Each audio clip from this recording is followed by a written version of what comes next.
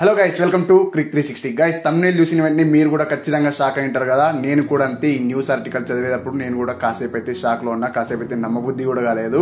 అట్లా అనిపించింది. అదేంటో మరి ఒక్కొక్కరు ప్లేయర్స్ అయితే టీమిండియాకి దూరం అవుతున్నారు. Main players. ఫస్ట్ అయితే అక్కడ విరాట్ కోహ్లీ టెస్ట్ సిరీస్ కి దూరం అయిపోతే, ఆ తర్వాత కేఎల్ రాహుల్ ఈ టెస్ట్ స్టార్ట్ అవుతుందన్న ఒక్క రోజు మంది అయితే దూరం అయిపోయాడు కదా, due to his injury concern.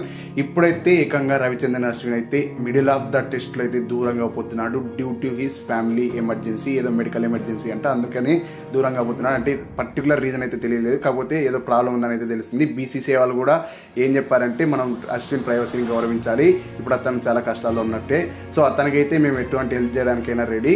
So దాని గురించి మీరు ఎక్కువ కూడా ఆలోచించండి, అంటే ఎక్కువ రీసెర్చ్ కూడా చేయొద్దండి అశ్విన్ గురించి, అంటే ఏవో న్యూస్ అన్ని సృష్టించద్దండి అన్నట్టు.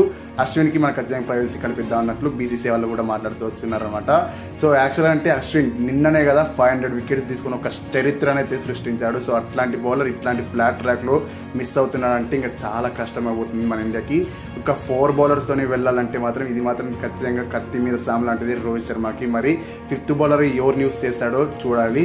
రవిచంద్రన్ అశ్విన్ ప్లేస్ లో అక్కడ సబ్స్టిట్యూట్ ఫీల్డర్ అయితే ఎవరో ఒకరైతే వస్తారు కానీ, కాకపోతే ఆ సబ్స్టిట్యూట్ ఫీల్డర్ ని మనం బౌలర్ గా యూస్ చేయలేం కాబట్టి, as per the rules. So మరి ఎలా ఉంటుంది? ఖచ్చితంగా ఈసారి మాత్రం చాలా టఫ్ గానే ఉంటుందని నాకు అనిపిస్తుంది. మరి మీకు కింద కామెంట్లో తెలియజేయండి.